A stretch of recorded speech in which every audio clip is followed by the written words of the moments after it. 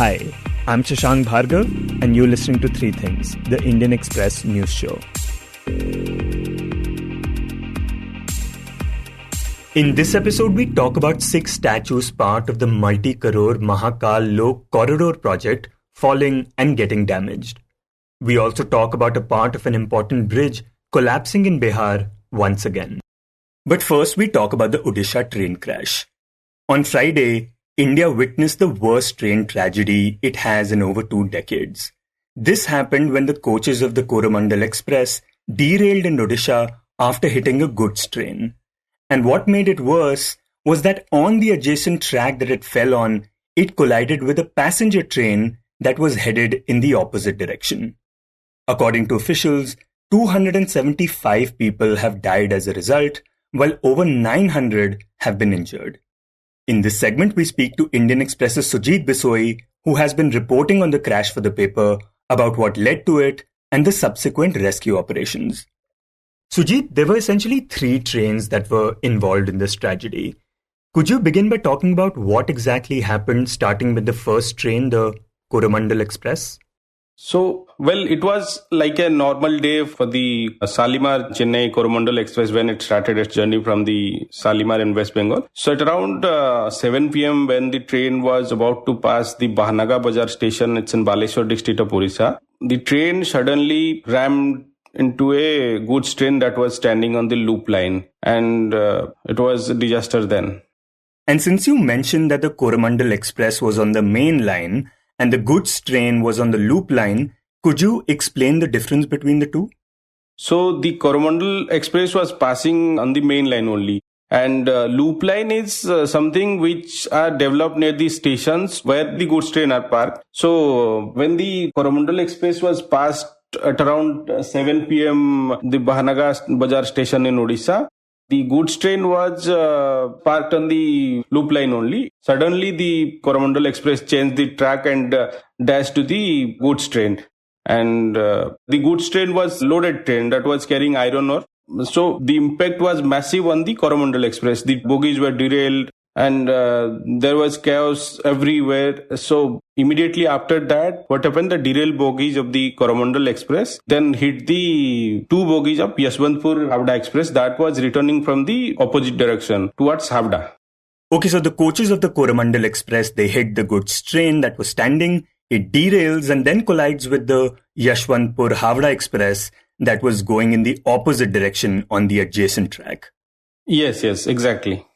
And how long did this entire thing take, of the Coromandel Express hitting the goods train that was stationary and then colliding with the Yashwantpur-Havda Express, which was a passenger train? See, everything happened within a few seconds only. The Coromandel Express first hit the goods train that was parked on the loop line. Then the derailed coaches of Coromandel Express collided with the 2 bogies. Basically, the train was passed and almost the Yashwantpur train that was coming from the opposite direction towards Havda, that almost the train had passed except 2 bogies, to which the derailed coaches of Coromandel Express hit, and both the bogies also derailed. Right, and what do we know about how this happened? How come the Coromandel Express ended up hitting the goods train that was on the other line? Well, Shashank, there are several theories, but although the detailed probe report, which is being conducted by the Commissioner of Rail Safety, as per the standard practice of railway, that is yet to come, but there were some preliminary investigations. So one such investigation is indicating towards signaling issue, because of which that massive accident occurred. Yeah, and we've also now heard from the Railway Minister Ashwini Vaishnaw, who has said that someone had changed the configuration of the signalling point on the track, which led to the Coromandel Express to enter the loop line. But again, it was not clear from his statement whether this was just a human error or whether there was a possibility of some kind of sabotage. And on Sunday, he also said that the Railway Board has now in fact recommended the case be handed over to the CBI. जिस situation में ये दुर्घटना हुई है और जो परिस्थितियां हैं उन सब को ध्यान में रखते हुए जो कुछ अब तक का एडमिनिस्ट्रेटिव इंफॉर्मेशन मिली है उस सब को ध्यान में रखते हुए आगे की इंक्वायरी के लिए आगे के इन्वेस्टिगेशन के लिए इस केस को, इस पूरे मामले को सीबीआई के पास देने का रेलवे बोर्ड की तरफ से रिकमेंडेशन किया जा रहा है. But Sujit, when we talk about the crash itself, can you tell us what coaches were the most affected and what kind of passengers were they carrying? See, most of the coaches which were affected in this accident were the general coaches and sleeper classes. And more than 10 coaches of Coromandel Express were capsized and 2 coaches of Yashwantpur Express were capsized. So both the coaches of Yashwantpur Express are general coaches and only 2 AC coaches of Coromandel Express were derailed and the rest were either general coaches, parcel van or sleeper classes. So most of the people, even whom I met yesterday in Bahanaga, Soro and Baleshwar in different hospitals, so they are like migrant laborers, someone who is going to far up Chennai, Kerala and other places for a livelihood. Someone is working in Visakhapatnam. So most of the people are in like this class, only working class people who were affected by this accident. And what happened immediately after this? How soon did the rescue teams arrive? Well, when we talking about the rescue operation, we should not forget to mention about the local villagers and other youth organizations who were the fast responders actually. Even before the NDRF, Odisha Fire Service and other police officials were reached the spot, after listening this loud noise and coming to know about this incident, they moved to the spot immediately. There was pitch dark in the place according to some locals whom we talked yesterday. So according to them, they climbed out of the derailed coaches. Then they tried to rescue some people. As far as possible, they tried their best. And even some locals had taken these injured persons on their shoulders to the hospital, nearest hospital, because there was no vehicle. That was quite unorganized because local people were doing that. So after that, even Odisha government was acted promptly in that situation. They sent immediately the fire service team, police, then NDRF was also coordinated, who sent as many as 9 teams. So everything started after that. And after these teams arrived, what were some of the main challenges that they faced there? Well, the major challenge was to coordinate because Bahanaga and Baleshwar is a small town. It's not like Bhubaneswar or something. You will have thousands of police fire service personnel. You will rush immediately. So reaching the spot was the main challenge according to those who were engaged in that. And second was it was pitch dark, so lights taken by the Odisha Fire Service and NDRF, that those were arranged with some temporary arrangement. And yeah, rescuing during the night is also a challenge at them. But initially the officer clearly chalked out the strategy, rescue operation. Initially they tried to rescue all those who were alive and ambulances were arranged to send them to the nearby hospital. Not just in Baleshwar, to the nearby hospitals, including in Cuttack and Bhubaneswar. Later, once all the people who were alive, who were seeking medical help and others who were not even injured, but they were trying to head back to their homes. After that exercise was done, then they started pulling out the bodies from the derailed trains. Right, and we understand that some people have sustained some very serious head injuries. Others have broken their hands and legs as well. They were immediately rushed to the nearby hospitals, of course. But could you talk about the kind of pressure this put on a place like Baleshwar, which we know is not a very big town? Of course, there was pressure because hospitals in Baleshwar or in Bhadrak, those were handling maximum 50 to 60% a day. But in case of a tragedy, they were not in a position. So government arranged vehicles. Even at a time, there was no ambulance. So they arranged buses because those who were with minor injuries, they were sent to hospitals in a bus to nearby hospitals. So that is why then more than 50 or 60 doctors were immediately after the incident from the nearby districts, they were sent to the hospitals in Baleshwar and Bhadrak. Yeah, and you also write that at the time when people were being admitted to hospitals, hundreds of volunteers queued up at the blood banks to donate blood, right? See, there should be no hesitation to praise these locals who were not only the fast responders to rescue these stranded passengers, but they also took them to hospitals. Some even tried to mingle them with their families because even in a tragedy of this volume, there was chaos everywhere. Even if those who were alive at that time, they were not able to meet with their co-passengers. So these locals were helping them. Initially, there were no ambulances because ambulances came only after 30 or 40 minutes after the incident. So some locals even carried the injured who were with minor injuries to nearby hospitals on their shoulders. And there were huge rush because in a train accident, many people were severely injured. So considering the need for blood, more than 500 youths from Baleshwar and nearby areas, they rushed to the blood bank at the Baleshwar district hospitals and stood on the queue to donate blood for that, which was appreciated by the Chief Minister and the Prime Minister. And Sujit, you also spoke to some of the survivors. Tell us what they told you about what they recall about the moment the incident happened. So we spoke to some of the survivors who were saying suddenly they came to know, listen, a huge noise. Then there was darkness everywhere. People started falling on one after another. मेरे को थोड़ा आग लग गया था, इसलिए सोया था. उसी टाइम जब गाड़ी पलटी हुआ तब हमारा नींद तोड़ गया. ठीक है, उस टाइम देखा हमारा जो बोगी में जितना आदमी था, रिजर्वेशन बोले तो जनरल का जैसा है, और 10-15 आदमी मेरा बदन के ऊपर पूरा आके गिर गया. जब So I met a group of 9 people who were going to Chennai. So one father lost his son and he said he carried the body of his son in his own hand. That was the tragic scene. Some people in Yeshwantpur Howrah Express, they might have reached to their home in just 2 hours had the train been reached in station. But before that, everything finished. Okay, and after the rescue operations were over, the focus was on the people who had died and the challenge of identifying the bodies. Talk to us about what we saw in that regard. So bodies were first stored in a school nearby the accident spot only. So the relatives or family members of those who knew that their relatives had traveled on that day in both the trains, they were coming to the schools just to identify the bodies who were with the body bags. They were just opening the body bags, remove the cloths from the face just to identify. That was a very tragic scene, heart-wrenching scene yesterday in the school. As far as official figures are concerned, today out of 275 bodies, 88 have already been identified and handed over to their family members. And 87 bodies are yet to be identified by the officials. And now today the state government had done one thing. They have clicked photos of all the deceased and injured, and they have published the photos only to help the family members to recognize, not for any other purposes. They have published it in 3 government websites so that people, instead of rushing to the hospitals or to the control room, they can have a look at that and then move to accordingly. And Sujit, will there be any compensation that will be granted to the families of the victim?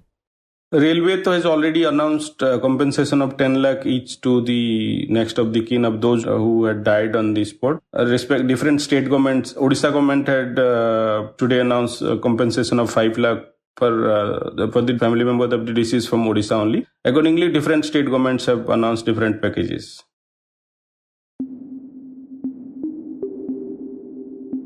And next we talk about the Mahakal Lok Corridor project, which is a massive 850 crore rupees project that has been underway in Madhya Pradesh's Ujjain district. So the Mahakal Lok project is basically a project of expansion, beautification or decongestion of the Mahakaleshwar temple and its adjoining areas in Ujjain district. That's Indian Express's Anand Mohan, who reports on Madhya Pradesh for the paper. So this Mahakaleshwar, which basically means Lord of Time, it basically refers to Lord Shiva. This temple in its present form was built by Maratha General Ranoji Shinde in 1734 AD. And this temple is considered one of the most sacred abodes of Lord Shiva. Thousands of devotees from across the country visit this temple every year. So this project was an expansion project which was supposed to increase the annual footfall to over 3 crore people. And there was supposed to be a 900-meter pedestrian corridor which connects to the Mahakal temple, and it's supposed to have like over 100 murals, over 160 statues depicting various stories related to Lord Shiva. And now, as part of this multi-crore project, which was inaugurated by PM Modi last year, 7 idols of Saptarishis, or 7 sages, were also installed there. But last week, 6 of them collapsed and got damaged. And this once again led to a political slugfest between the Shivraj Singh Chauhan-led BJP government and the Congress party, which is the main opposition in the state. To know more about this issue, my colleague Utsa Sarmin speaks to Anand in this segment. So Anand, do we know why the 6 statues of the Mahakal Lok Corridor project collapsed? So at the time, what had happened is that last week, really high-speed winds had sort of like hit the area, and because of that, these statues, which were placed on an elevated pedestal, they'd fallen. One of the statues had suffered severe damage, while the other statues had also fallen down. So 6 out of these statues had fallen down. What happened right after that was a political storm had sort of like been set off with the Congress party going on the offensive over this. And the party had made allegations of corruption related to this project. In fact, if you look at it, this project had run into controversy right from the beginning. Because, the Shivraj Singh Chauhan government has been trying to claim that they are the ones who completed this project and that they're the ones who had done a bulk of the work. Whereas the Congress party under Kamal Nath said that, that it was his government which drew the sketch of the Mahakal temple project, and that they had allocated 300 crores for it, and that they were the ones who finalized the plan in time-bound manner. Right, and the Congress party has also been levelling allegations of corruption against the BJP government ever since the project was inaugurated, right?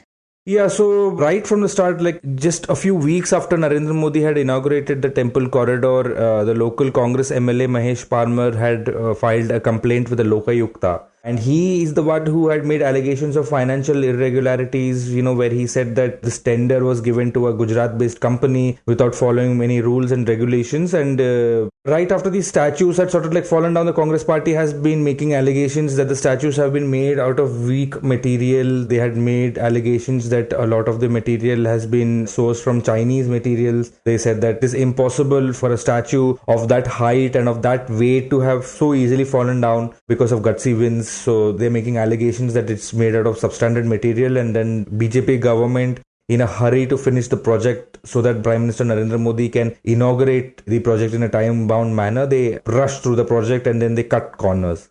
Okay, and could you talk about how the BJP government has been responding to these allegations? So the BJP government has been on the back foot when it comes to these allegations. The BJP has basically been defending its decision to use fiber reinforced plastic to make these statues. The Minister of Urban Development and Housing, Bhupendra Singh, had himself addressed a press conference where he said that this way of making statues has been seen across the country, whether it comes to Akshardhar Temple in Delhi or the Kingdom of Dreams in Gurgaon. He's been saying that this is sort of like a futuristic material and this is how statues are made, and it's quite cost effective.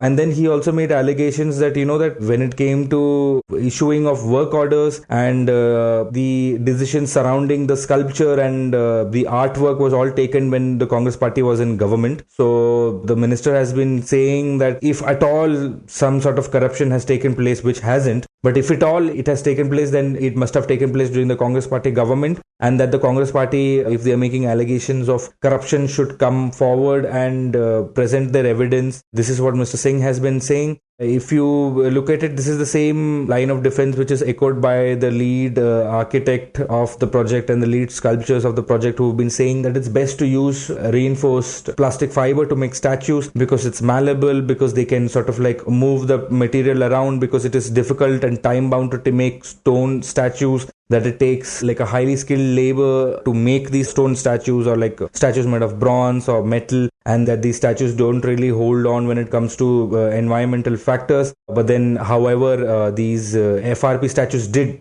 get damaged due to an environmental factor, which was wind. So the people involved in the project are of the view that they probably did not take that into account, because there was no proper anchorage which could sort of like support these statues and keep them grounded on the pedestal, that they are now sort of like looking to create such structures. And they're also looking at probably replacing these statues with stone statues in the future. And so, Anand, does that mean the cost of this 850 crore rupees project will go up even further now? Yeah, so it is expected to increase the cost, but this has come because the Congress party has been on a blitz. They've been making allegations of corruption, and as we can see that because of that pressure, they've sort of like gone on the back foot, because you must understand that not only are these the Congress party making allegations of corruption, they've been taking a consistent line of attack where they're saying that the BJP government has sinned against God.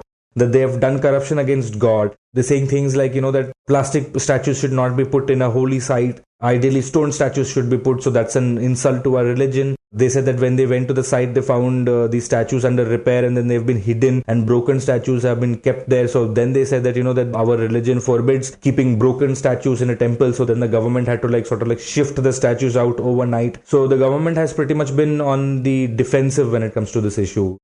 Right, and considering that this is an election year for the state, is this likely to become a poll issue as well?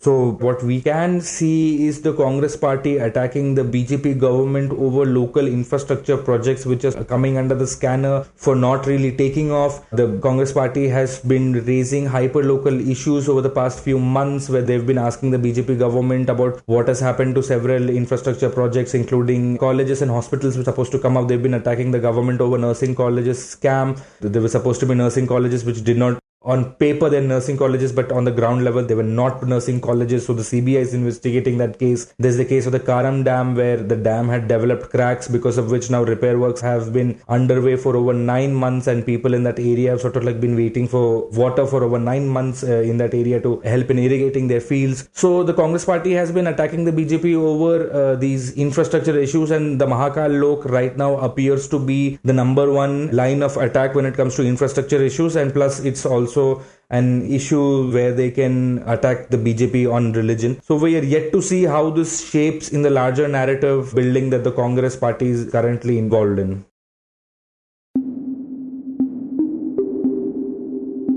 And in the end, we give you a quick update about a bridge collapse in Bihar.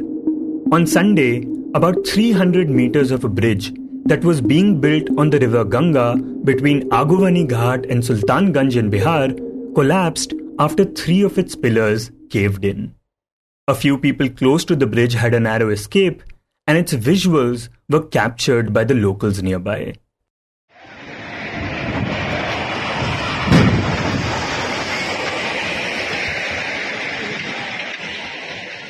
Now this bridge, which is supposed to be 3.1 kilometers long, is being constructed by SP Singla Constructions Private Limited since 2014. And is worth over 1,700 crore rupees.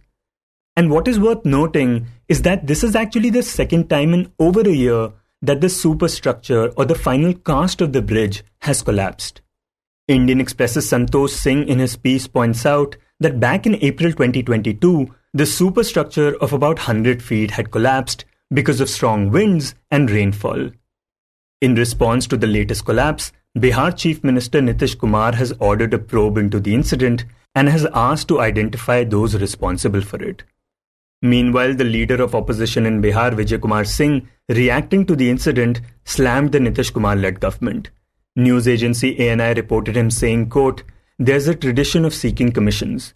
It is a consequence of this mentality and political instability that there's administrative anarchy and corruption. The system is collapsing, but they are talking about opposition unity," unquote. The 4-lane bridge in question, which was supposed to be completed in 2019, is one of the biggest bridges coming up over River Ganga and is considered significant because it will link the northern part of Bihar to its southern part. You were listening to 3 Things by the Indian Express. Today's show was edited and mixed by Suresh Pawar and produced by Utsa, Sarmin and me, Shashank Bhargava. If you like the show, then do subscribe to us wherever you get your podcasts. You can also recommend the show to someone you think will like it. Share it with a friend or someone in your family. It's the best way for people to get to know about us. You can also tweet us at Express Audio and write to us at podcast@indianexpress.com.